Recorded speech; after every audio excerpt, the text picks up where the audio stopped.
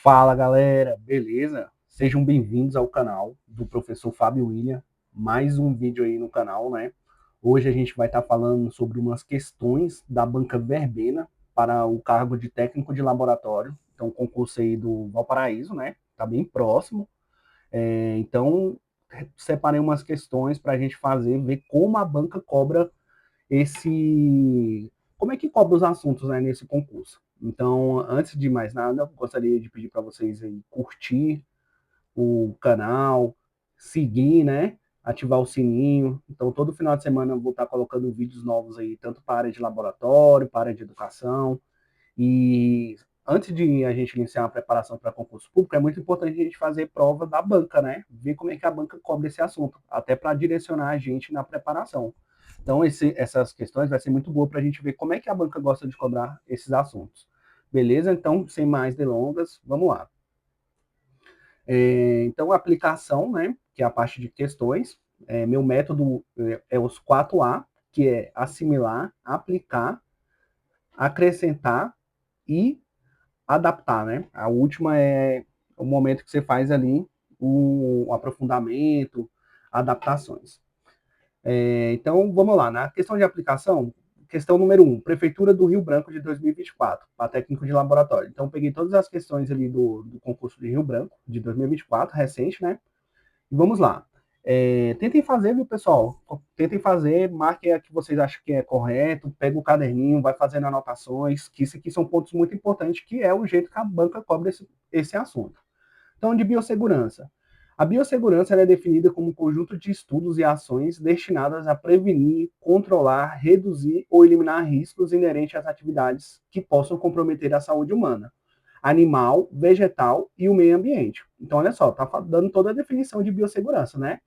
Que ela compromete não só a saúde humana, mas como animal, vegetal, todo o meio ambiente. Ó, no ambiente laboratorial, estamos sujeitos a diversos riscos. Poeiras, fumos, névoas, neblinas, gases e vapores são riscos do tipo Q. Aí, questão A, físico. B, químico. C, ergonômico. D, biológico. Então, aqui a gente tem que saber os riscos, né? As classificações de risco. Então, a gente tem classificação de risco físico, químico, biológico, ergonômico, radioativo, né? Mas não vem ao caso aqui para a gente de laboratório, mas é importante a gente saber. Então, qual que vocês marcariam aí, pessoal? Então, quando a gente fala de poeira, fumos, neblinas, gases, né, vapores, então é os reagentes químicos, né? Então, questão correta aí é a questão B. Então, aqui a gente está falando dos riscos químicos. Quando a gente fala de vapor, gases, tudo isso aí pode afetar a saúde, né? E a saúde, igual o próprio. A banca ela gosta de trazer os conceitos, um texto um pouco longo, e a gente tem que ficar atento ao que ela está perguntando. Beleza? Tranquilo? Então, questão B aí, risco químico. Questão número 2. Todas vai ser da mesma prefeitura, do mesmo cargo, então nem vou repetir esse enunciado. Mas olha lá, o microscópio óptico, também conhecido como microscópio de luz, é um equipamento fundamental nos laboratórios de análises clínicas. Ele é necessário em muitos procedimentos e ensaios, como hemograma, por exemplo. Ele é composto por diversas partes, como a ocular, a objetiva, o parafuso macrométrico e o parafuso micrométrico. O parafuso macrométrico tem a função D. Então, aí aqui, deixa eu pegar uma canetinha. Qual é a função do parafuso macrômetro? Então, ajustar a intensidade de luz? Será que é isso? Será que o parafuso macrômetro ajusta a luz? Regula a entrada de luz no diafragma?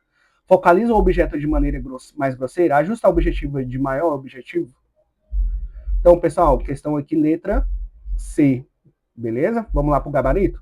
Questão C. O macrômetro ele vai dar aquele ajuste mais grosseiro, que é aquele parafuso que fica ali na parte lateral do microscópio óptico, beleza? Então é muito importante vocês peguem uma imagem, façam um desenho, ou se não, pega uma figura, coloca ali, separa e nomeia todas as partes do microscópio, porque isso é muito cobrado em prova. A ocular, objetivo, revolve, as objetivas, o diafragma, o charriot, a mesa, né? O parafuso macrométrico, né, que é o maior, e o micrométrico, que é o menor. O micrométrico vai fazer aquele ajuste mais fino, né, da imagem. Então, o macrométrico é justamente a mais grosseira, beleza? Então, questão letra C.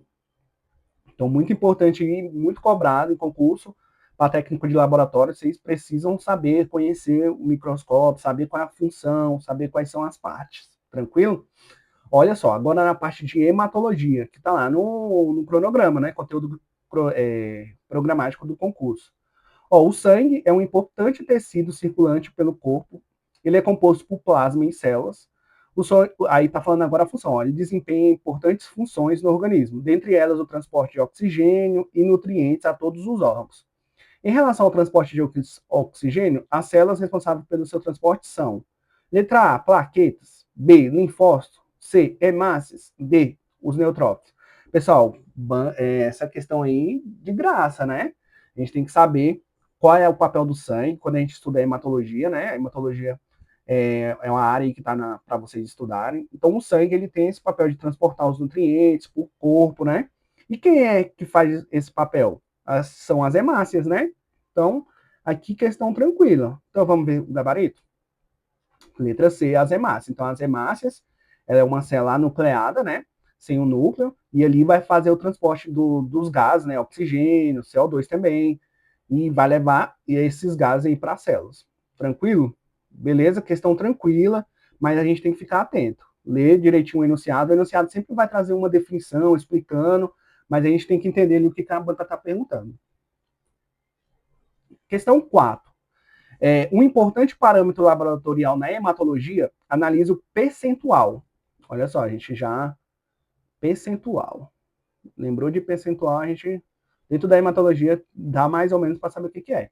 Ó, que as hemácias ou eritrócitos ocupam no volume de sangue total. O exame laboratorial que avalia este parâmetro é: letra A, hematócrito; B, o leucograma; letra C, o plaquetograma ou a tipagem sanguínea.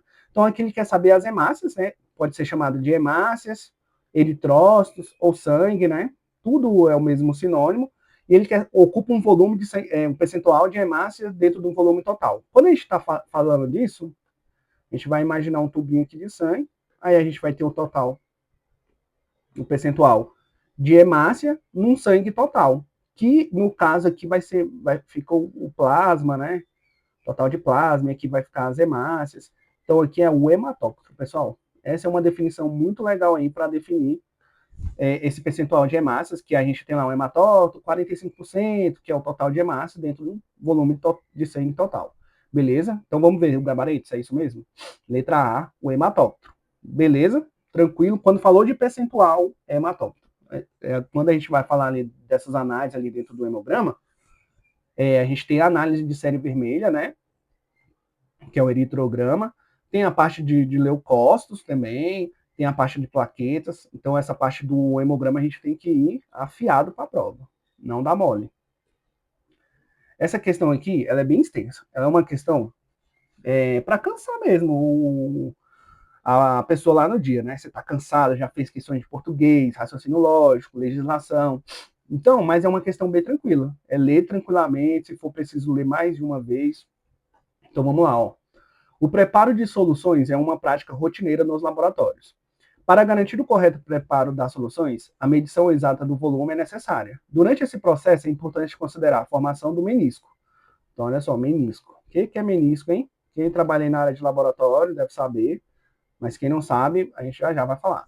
Que é uma curvatura que ocorre na superfície do líquido dentro dos frascos de medição de volume. O menisco pode ser observado quando o líquido está em contato com o vidro do instrumento de medição. Ele pode se curvar para cima, que é côncavo, né? Ele fica voltado para cima, ou para baixo. Ele pode ficar para baixo também. Dependendo do tipo de interação entre o líquido e o material do frasco, o instrumento correto para a medição exata, olha só, medição exata do volume de uma solução aquosa e o tipo de menisco a ser observado são, respectivamente. Questão A, proveta e menisco superior. Letra B, Becker e menisco superior. Proveta e menisco inferior, Beck e menisco inferior. Essa questão, ela é uma questão que a gente tem que entender um pouco de preparação de soluções, que é tá dentro lá do edital, né? Entender como é que prepara a solução, cálculo de molaridade, mas a gente também tem que entender as vidrarias. Quais são as vidrarias que são utilizadas no laboratório? Então, quando a gente fala de medição exata, nenhuma dessas aqui tem medição exata. Então, acho que... mas a banca trouxe aqui um gabarito. proveta, ela serve para medir líquidos, mas não é exata. Beck também não, nenhum dos dois. Então, quando a gente fala de medição exata, é o balão, né, o balão volumétrico, que ele é o mais preciso para preparo de soluções, beleza? Mas vamos lá, o que a banca trouxe aqui. Então, a gente, dentro do concurso, a gente vai ver a mais correta, então. Então, será que é a proveta e o menisco superior? Será que é o Beck e o menisco superior? Então, o Beck, dentro de proveta e Beck, a proveta ela é mais precisa, beleza? Então, a gente fica dentro da questão A, proveta e menisco superior, e proveta e menisco inferior. Quando a gente está analisando uma solução, vamos supor que aqui é a proveta. Aí o líquido, ele vai ficar côncavo para baixo, assim, ó. A gente consegue olhar, vai ter uma linha, né, que é o total daquela solução que a gente vai preparar, e a gente vai ver esse líquido para baixo. Aqui ficou reto, mas a gente consegue ver o menisco assim, ó, para baixo. Ele causa uma concavidade. Então, aqui a letra C, a proveta, que é dentro das vidrarias, essa é a mais precisa, né, do que o Beck, e o menisco inferior.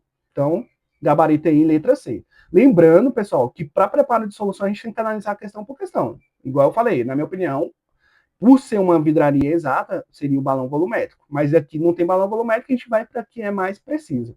E o menisco, ele, como é uma solução líquida, vai estar para baixo, que é o que a gente chama de menisco. Beleza? Então, questão 6. Os testes laboratoriais têm como objetivo auxiliar o raciocínio médico após a obtenção da história clínica e a realização do exame físico. Para garantir a segurança do paciente e resultados precisos, é fundamental que todas as etapas da execução dos testes, especialmente, olha só, na fase pré-analítica, isso aqui é importantíssimo para quem vai fazer concurso público para de análise clínica. Então, pré-analítica, sejam conduzidas com rigor técnico, os fatores pré-analíticos que podem interferir nos exames são.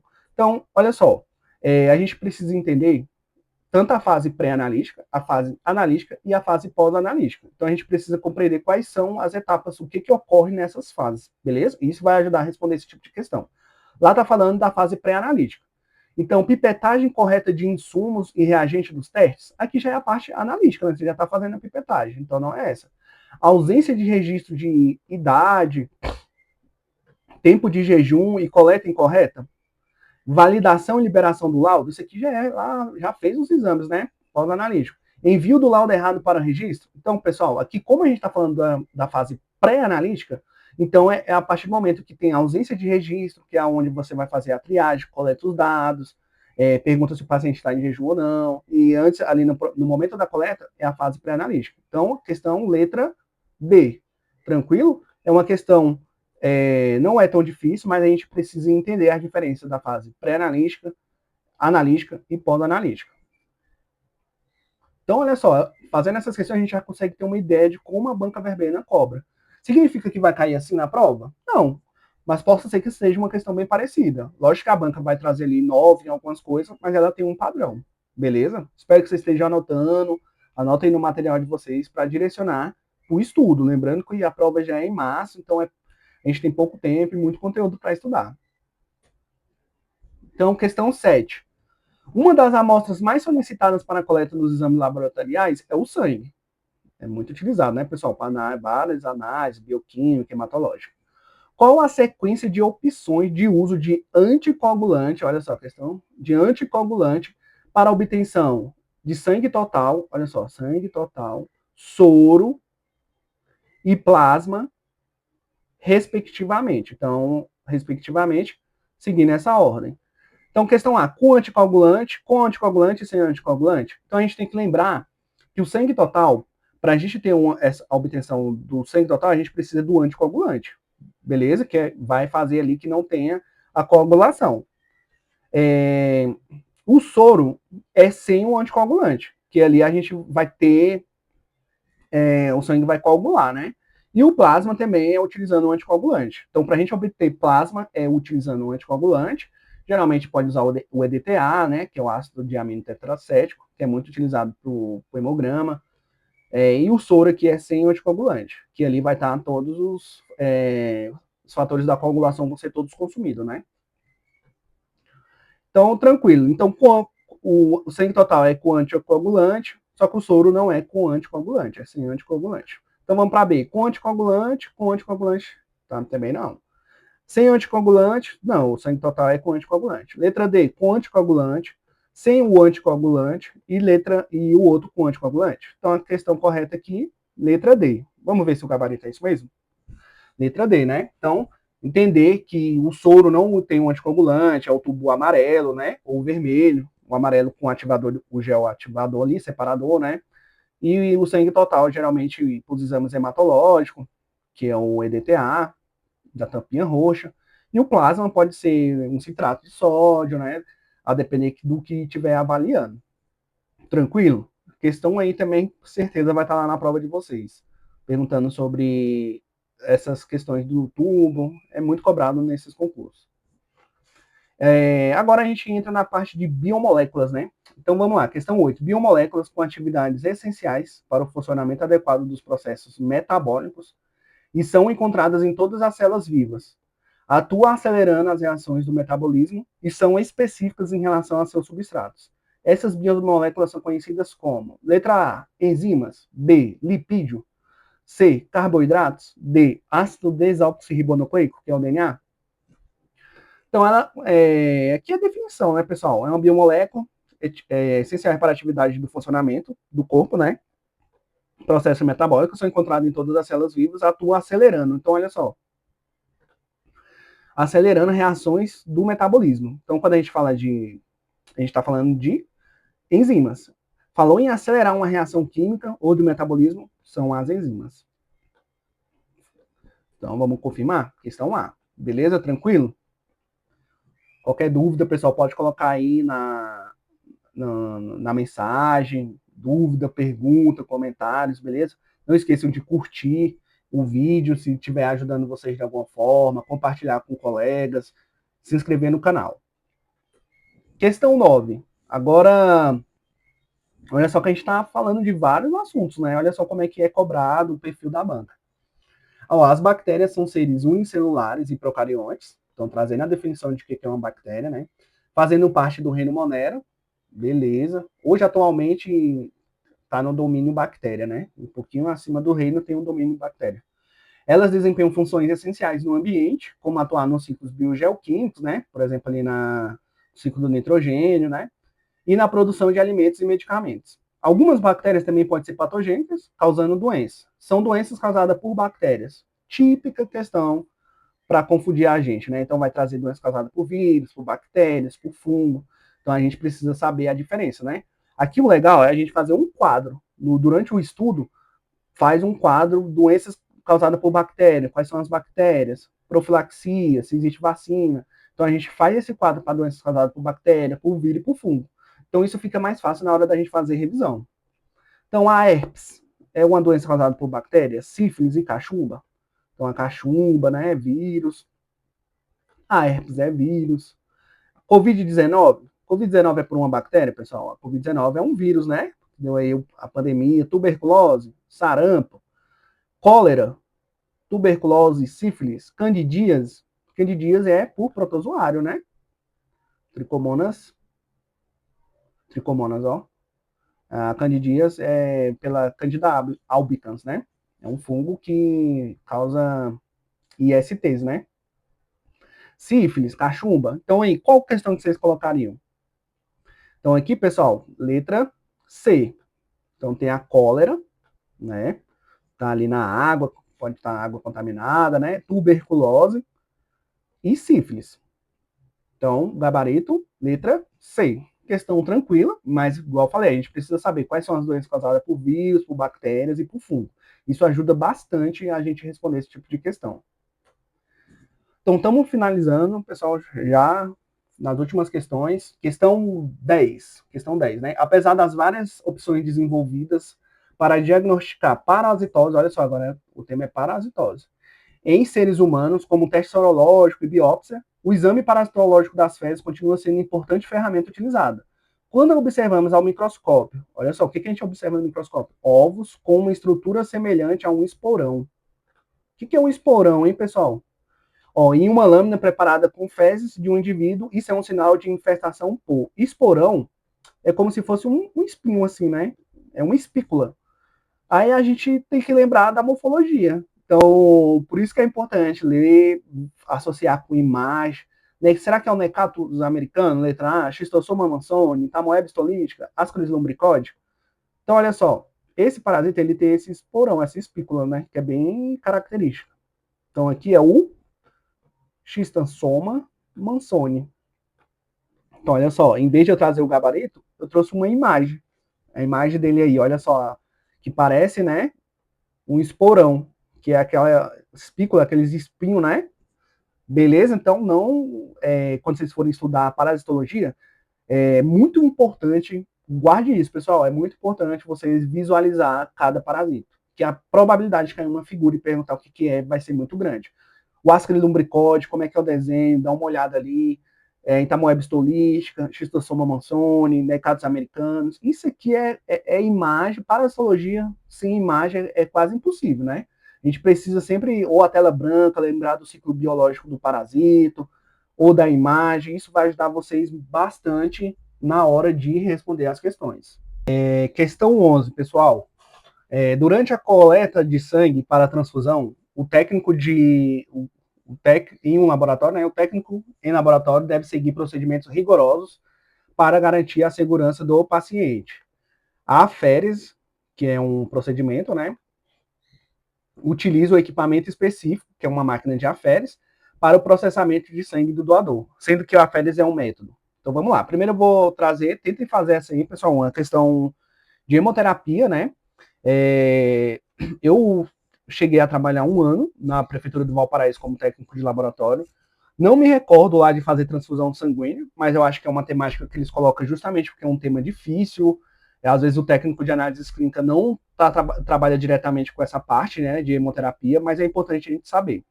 Então, está perguntando aí sobre o método de aférese. Letra A. É um método no qual o paciente doa uma pequena quantidade de sangue que é imediatamente transferida de volta para ele. Se ele está doando, para que volta, né? A gente tem que... questão errada. É utilizado para coletar sangue total para banco de sangue? Sangue total não, né, pessoal? Sangue total é a doação convencional, é aquela que a pessoa vai lá e doa o sangue.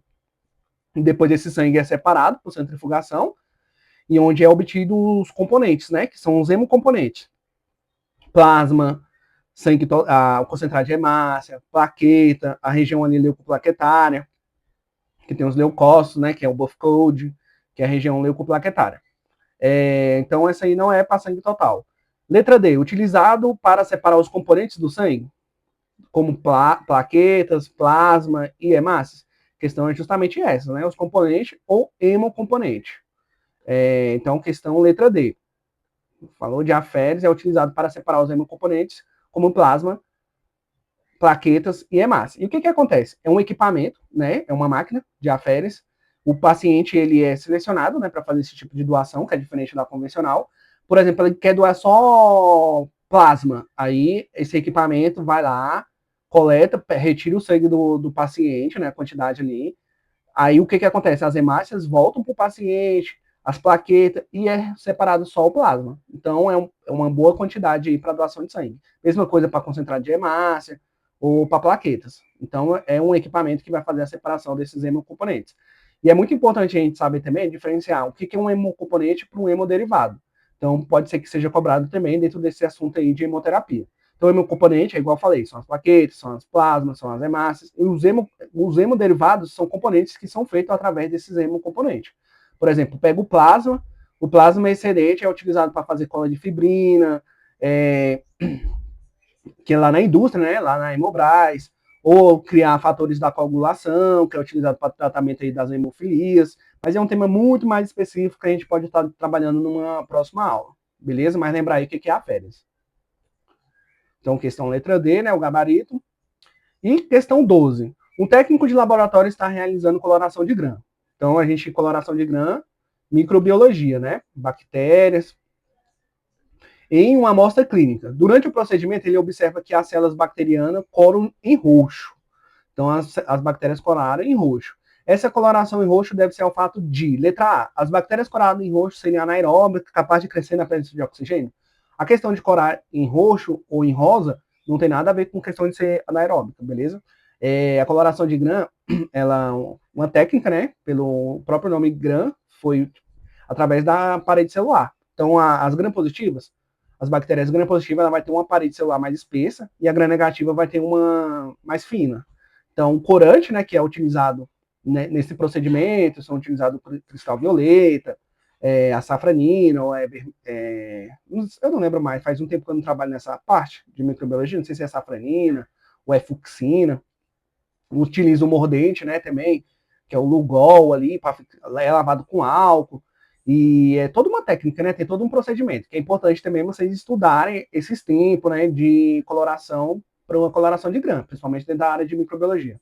Então, se cora em roxo, o que acontece? Em roxo são as bactérias gram-positivas. Então, a questão aqui, ó, as bactérias coradas em roxo por serem gram-negativo? Não é essa. Em gram-negativa se cora em rosa. As bactérias coradas em roxo poderem ser tanto gram-positivo quanto negativo? Não, ou é um ou é outro, né? Ou as bactérias coradas em roxo serem gram-positivas? Então, aqui é a resposta correta, letra D. Então, roxo são gram-positivas, rosa são gram-negativas. Que o primeiro cristal de violeta ali, ele vai se aderir, né, ali na parede celular da célula. Lembrando que a bactéria ela tem membrana plasmática, tem parede celular. E como é uma camada mais espessa, a parede celular das gram-positivas, esse corante ele vai infiltrar ali pela porosidade ali da membrana, né, da parede celular, e vai ficar fixado. Então, a partir do momento que lava, não vai sair nada, vai continuar com o cristal violeta. Então, a gente consegue ver o violeta. Diferente da gram-negativa, que vai corar com o roxo, mas como é a parede celular bem fininha, não chega a infiltrar, né? Para as partes mais profundas. Então, quando lava ali com álcool, nos procedimentos, retira o corante gram-violeta e vai lá para fucsina, ou é safranina, agora eu não lembro. Bota aí no comentário se vocês sabem se é fucsina ou safranina. Faz um tempo que eu não trabalho com essa parte de microbiologia, mas é um desses corantes. Não sei qual é o mais utilizado atualmente. Eu sei que é o cristal de violeta, tem o Lugol, o álcool, né, para fazer a lavagem. Tranquilo? Então, questão aí, pessoal, letra D são bactérias gram-positivo roxo e rosa são as gram-negativo. Pessoal, peço aí que vocês me sigam nas redes sociais, no Instagram, @professor.fabiowilliam, ou no YouTube. Me sigam, acompanhem. Todo final de semana eu coloco aulas novas aí no canal, voltada aí para a parte de laboratório, para quem quer também seguir na área acadêmica, para professor de biologia e ciências. Me acompanhem lá no Instagram também, dou dicas de estudo. Beleza? Se eu pude ajudar vocês, espero que vocês possam aí dar uma curtida, que ajuda aqui o canal. Um grande abraço, até a próxima.